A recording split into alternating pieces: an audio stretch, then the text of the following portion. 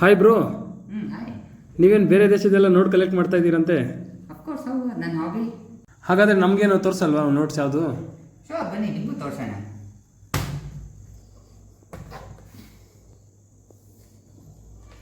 ನೋಡಿ, ಇದು ರಷ್ಯಾದ 100 ರೂಪಾಯಿ. ಇದು ಮೊನ್ನೆ ಇನ್ನೂ ಸಿಕ್ತು ನಮಗೆ. ನೋಡಿ ಬೇಕಾದ್ರೆ.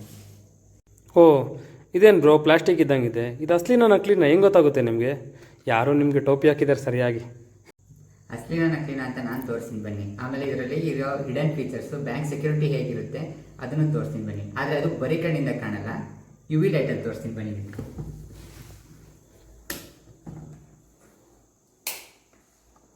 ನೋಡಿ, ಈ ಥರ ಬ್ಯಾಂಕ್ ನೋಟ್ನ UV ಲೈಟ್ ಅಂಡರಲ್ಲಿ ಹಿಡಿದ್ರೆ ನಾವು ಅದರಲ್ಲಿರೋ ಹಿಡನ್ ಫೀಚರ್ಸು ಮತ್ತು ಅದರಲ್ಲಿ ಏನೇನು ಸೆಕ್ಯೂರಿಟಿ ಇದೆ ಎಲ್ಲ ನಮಗೆ ಗೊತ್ತಾಗುತ್ತೆ.